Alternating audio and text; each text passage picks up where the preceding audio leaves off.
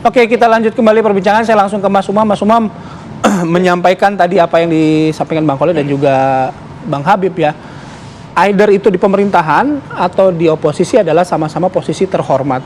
Ya, tapi kan suara kekecewaan kita baca 2019 saja ya.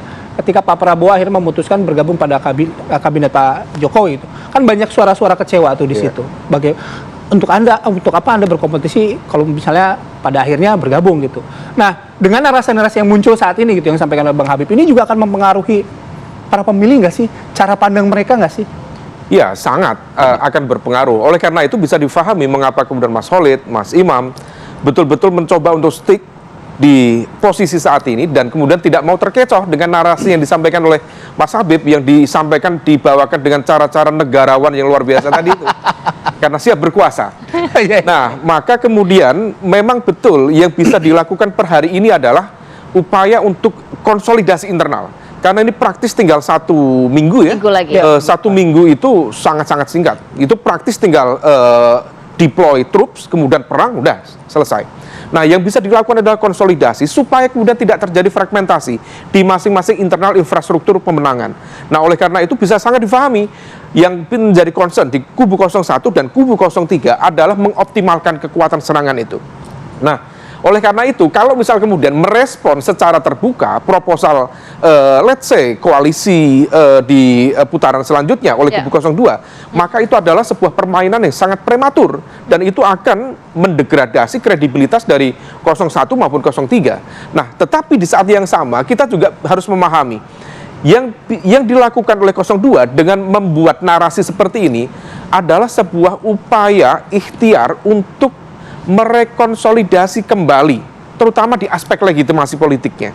Karena bagaimanapun juga per hari ini memang cukup masif, ini menjadi masukan ya bagi Bang Habib ya, dan juga 02, karena bagaimanapun juga respon dari teman-teman kekuatan masyarakat sipil, dari kalangan akademisi, kalangan kelompok menengah terdidik, memang ada kekhawatiran yang cukup serius terkait dengan konteks kredibilitas, kemudian fairness, termasuk juga impact-nya pada legitimasi hasil pemilu. Tetapi kan semua aktor politik kan harus berpikir betul untuk menjaga kewibawaan legitimasi hasil pemilu.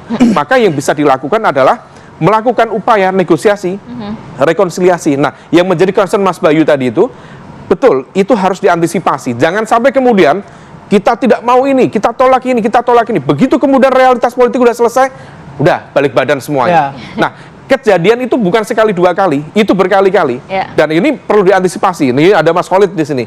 Jangan sampai kemudian kalau misal kemudian firm dilakukan statement yang cukup firm, tetapi kemudian di ending bagaimanapun juga bisa difahami PKS misalnya kan tidak ingin berpuasa lagi dari kekuasaan, masih nambah 5 tahun. Maka kemudian potensi untuk melakukan switch kalau misal kemudian secara politik dan kalkulasi kepentingannya memungkinkan akan dilakukan. Itu juga barangkali yang akan dilakukan oleh P3, itu juga yang akan dilakukan oleh PKB dan juga oleh Nasdem, termasuk juga partai-partai di 02 kalau realitas politiknya berubah nanti. Oke, Bang Habib, catatan dari Mas Umam seperti apa tanggapannya? Ya tentu kita mendengar ya berbagai macam kritikan, tapi kalau coba kita bandingkan misalnya yang terdekat 2019 soal legitimasi, menurut saya ini jauh lebih lebih sederhana persoalan-persoalan yang terjadi. Saya ingat sekali 2019 tahun atau beberapa bulan menjelang coblosan kita sudah ribut soal daftar pemilih ganda yang puluhan ribu, banyak sekali pemilih fiktif dan lain sebagainya. Toh pada akhirnya kita sebagai tokoh-tokoh elit-elit bangsa termasuk gerbong di bawahnya pada akhirnya bisa menerima ya bahwa ketika segala tahapan kontestasi selesai, pemilunya selesai, lalu ada sengketa di Bawaslu selesai, ada sengketa di Mahkamah Konstitusi selesai. Kita memang nggak ada jalan lain untuk tidak untuk berdamai. Tidak menerima. Ya, karena apa? Karena segala macam konflik itu sudah kita selesaikan di tempat-tempat yang semestinya. Nggak mungkin kita mengajarkan misalnya rakyat untuk people power. Kan ada yang ngomong begitu tempo hari kan ya, ternyata faktanya kan nggak bisa juga bangsa ini nggak kenal yang seperti itu, ya kan, karena yang mereka lihat adalah sebetulnya ke depan mau gimana gitu, apa kita mau gontok-gontokan terus. Nah itu yang kami sampaikan sejak saat ini, ya. Karena kami yakin setelah tanggal 14 kan dengan teknologi tanggal 14 malam itu sudah ada quick count dan lain Ya, sebagainya, situasinya juga akan jauh lebih cair ya. Makanya sejak awal kami sampaikan seperti ini dengan tidak mengurangi rasa hormat agar masing-masing kita semua konsentrasi terhadap pemenangan masing-masing. Oke, semua pada konsentrasi pemenangan masing-masing. Bang Khalid, sedikit saya terakhir. Menanggapi apa yang tadi disampaikan oleh Mas Umam? Justru karena kita tidak ingin berpuasa kembali, kita mendukung pasangan 01. Ya.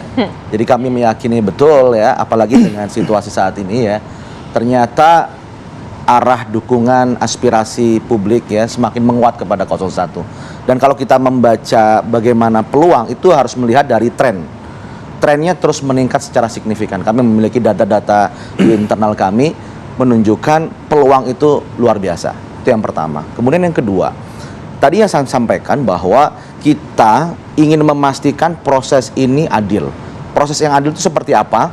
Satu ya, tidak ada tercederai perasaan publik ini. Dengan apa? Ada potensi abuse of power, ada potensi mobilisasi, ada potensi intervensi dan sebagainya. Dan ini harus betul-betul dipastikan tidak terjadi.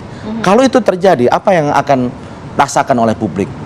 Mungkin tadi secara legal formal itu oke, hasilnya ada, tapi ada dosa di situ. Perasaan bahwasanya tidak adil itu akan muncul, dan ini akan menjadi sebuah sejarah yang tidak bagus untuk pemilu berikutnya. Ini yang harus kita jaga bersama-sama. Kalau sampai ini perasaan itu muncul, ya, rasa ketidakadilan itu belum terwadahi, maka itu akan ke bawah, akan carry over nih pada pelaksanaan pemilu berikutnya. Saya catat aspirasinya. Saya dengar. Mas Imam ada mau aspirasi lagi biar dicatat sama Bang Habibie katanya. Mas Imam, rekam aja ya, nggak apa-apa. Itu ya Bang Habib pagi hari ini ya. Ini maksudnya apa nih, Malik? Kan aspirasi Bang Khalid, kita terima gitu. Soal ini. Mas Imam, Kita menunggu kritikan dari Bang Imam. menunggu kritikan loh. Penguasa harus mendengar. Ya. Udah pede aja ini, pede aja deh. Ya, kalau penguasa harus mendengar, kita rakyat harus bersatu. Wah, betul. Jadi mari rakyat Indonesia kita sukseskan pemilu 2024. Kami mengikuti pesan Mas Ganjar. Kalau Anda hari ini sedang merasa tidak adil, Anda hari ini merasa dipersekusi, Anda hari ini sedang merasa diintimidasi, mari kita buat perlawanan konstitusional. Ya. Kita lakukan perlawanan dengan sebaik-baik cara, dengan sehormat-hormat cara. Mari kita bergandengan tangan dan kita pastikan nanti pemilu berjalan dengan baik. Kami bersyukur belakangan banyak sekali tokoh masyarakat, ada Pak Basuki Cahayapurnama, Pak Ahok yang melepaskan atau menanggalkan jabatannya, kemudian bergabung, kemudian ada Abdi Sleng, Prof. Mahfud juga mundur dari jabatan sebagai Menko Polhukam, dan kabarnya akan banyak lagi elemen-elemen yang bergabung pada perjuangan konstitusional untuk memastikan Indonesia dan demokrasi ini bisa berlanjut ke depan. Ini negara kita semua, kita juga ingin menjaganya. Karenanya kalau ada yang abuse of power, berlebih-lebihan memanfaatkan kekuasaan, kita ingatkan sebagai sama-sama anak bangsa. Oke. Saya itu, Bang. Terima kasih Mas Imam. Kami dengar, kami catat. Mas Imam makasih. Mas Imam makasih. Bang Khalid makasih. Kenapa? Bang Habib juga terima kasih yang sudah, kalau kata Mas Umam tadi, negarawan ya pagi hari ini. Makasih. Terima kasih banyak Bapak-bapak. Sehat selalu. Assalamualaikum. Waalaikumsalam. Oke, nanti juga kita akan ajak pemirsa untuk memantau bagaimana opening market ya di Bursa Efek Indonesia. Saat lagi tetap bersama kami di Apa Kabar Indonesia Pagi.